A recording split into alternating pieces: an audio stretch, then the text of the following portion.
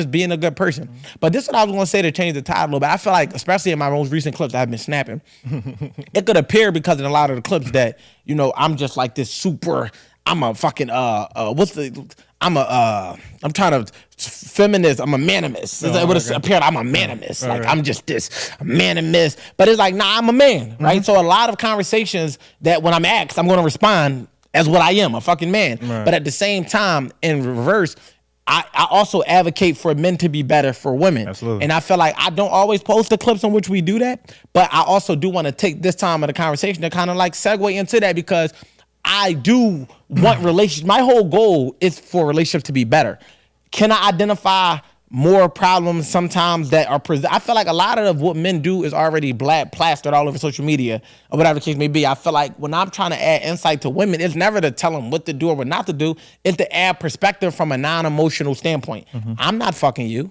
I don't know you. So when I say this, if it sounds familiar and it triggers you because your man said it, it's probably because it has some truth to it. I'm not here to try to poke the bear or be this guy that's just triggering or just acting like I'm just like, yeah, niggas don't do nothing wrong. But I'm saying that if I can talk to my sisters and help them become better to be married, right? Because we see that as much as people try to act like relationships are a problem, people are fucking miserable right now. And it's like, I would much rather try to say, hey, listen, I have a platform. Instead of sitting here highlighting negativity, here's a few things y'all can do to be better. I have personally helped men develop to become better. Like real life, really hold up. Liam, how much I hold you accountable in life?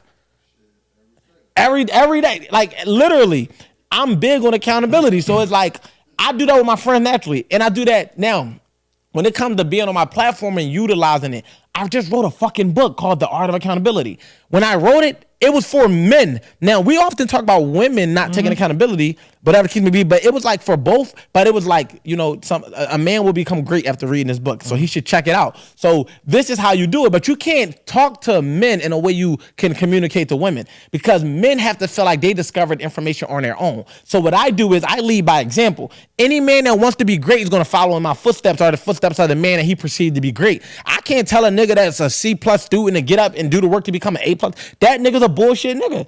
Women are more impressionable and they're more susceptible to being led. So of course I'm going to say, hey ladies, if you do X, Y, and Z, this can make you better. For the men watching, all I want you to do is model my behavior. If you look at me like a thorough individual, you might look at Q and be like, Q's thorough, let me model Q. Find a man that you can look up to, whether he older or younger, that's where you want to be in development, because it don't got to be an age thing. Somebody can be 53 and be farther behind than somebody that's 30. Absolutely. Find somebody that's where you at in your development and model their behavior. That's how you make a man a better man. We have to be taught how to become men, because if it's not taught to us, then how do we have those tools, those values, those principles, and that wherewithal to pull from in the toolbox to be able to become that? So, you know, I just wanted to kind of say that, because we have a lot of clips that's going to snap in this joint. But I also wanted to be known, if you're an actual listener at a podcast, like, I do most of my coaching to women.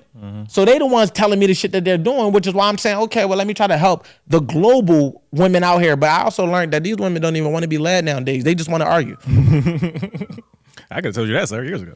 I mean, I knew it, but I thought, I wrote 2 books. Maybe I can help. I hate when I'm right. But Damn, they really don't want to listen. But for the guys, it's just like them niggas don't. Yeah, that's why I thought the whole Kevin Samuels one of the most interesting things of like pop culture ever to me. Like his whole rise and the end of it, or whatever, because seeing his whole shtick, I was like, I wasn't ever that caught up in it, but of course I thought it was entertaining and insightful, to say the least, whatever. And to see, and of course, I thought the thing about him I thought was interesting was, yeah, he bid on women and said what he said, but also he was just as accountable on men, though. But it don't go viral like it do. Rare, because also men could just be like, all right, cool, or I'm gonna just go do what the fuck he said. like, or just be like, I'm not about to argue with him. It's I'm true. gonna just scroll, not be like both. Yes, I agree. Where women you got to engage with or whatever. True So that. anyway, though.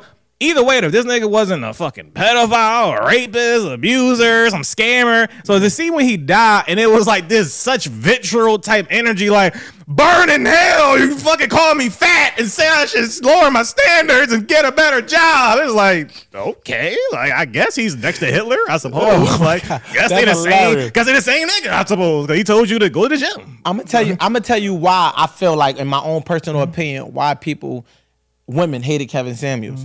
Right? And it's the same thing I see other people in the space, and sometimes even myself, fall susceptible to, from both women hating and men hating. It's because the content gets taken out of context by the person weaponizing it against their partner. Right. So the woman is not even caring about Kevin Samuels and who he is as a person. It's her man who sent her the video of what he said. Now she hates both of them. Bitch, I told you to lose weight. You see what I'm saying? Like now, you follow what I'm saying? But again, people, because I said men like to feel like they discovered it. But now that I'm thinking about it, I want to course correct myself and say people, because even if a woman comes across a video of somebody saying something that you said, she's way more receptive to it. Like it pisses me off when my girl try to send me a video of somebody talking about something I already said. That's a pet peeve of mine. Don't send me that, because I don't need this information. This is no value to my life. Well, I was just trying to, why? I said this to you yesterday. You just keep it. It's for you. And you manifested it. I don't need the reassurance that I was right. Just do what's being said. But she keep laughing because she knows this is the truth. But the fact of the matter is, I feel like they hated him because a lot of his content that went viral came off as if he was just like degrading them. But it was like, you gotta tear shit down when it's fucked up to build it back up the right way. That goes for men and women. But I also feel like it don't go viral. Like I got clips. Yo, if you go down my page and watch all of my content, you'll see that I've got a lot of clips addressing men directly. Even a lot of clips putting myself out there, taking accountability and saying these are the areas I have to and have had to work on. And it's just like 30 comments, 1,000 likes. I fuck with this bro. It's inspirational, it's motivational. The moment I say anything that can potentially make a woman better, if she perceive it to be smut on her name or smut on the women gender or whatever the case may be, it's an immediate attack. And it's like, yo, that's why it's always gonna be, it's gonna always appear like them people like that is, you know, getting scorned. I ain't gonna lie. People that engage with shit, they like really engage and be super involved emotionally, that engage with shit they don't agree with, actually they kind of retarded.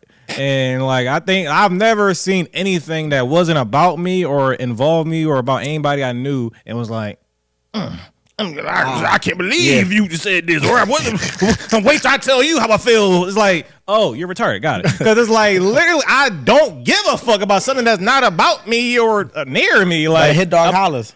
Yeah, and especially a retarded one, because I just don't get that shit at all. Where we at, Rick? Yeah, like, because I could, like, you know, I'm about conversation, so I make some shit, yo, this shit was crazy. I'll talk to somebody. I'm like, yo, you saw this clip, what do you think about it? But to be on a phone and just like, I'm gonna be honest, I've never been a guy that, we talk about even our shit, like, you see in the comments, I can't just be looking through endless pool of thoughts of people I don't know. Like that shit. Really, what I will say is I haven't been reading the comments. It's too many. Like, I just can't do it. Like. But I try. I never was big on responding to comments, good or bad. I never was big on it. But I am going to try to be more intentional about noticing people that showing us love. And that's what I'm saying. I also know I'm not. That's I lack in marketing capacity. So I definitely understand if that's. But yeah,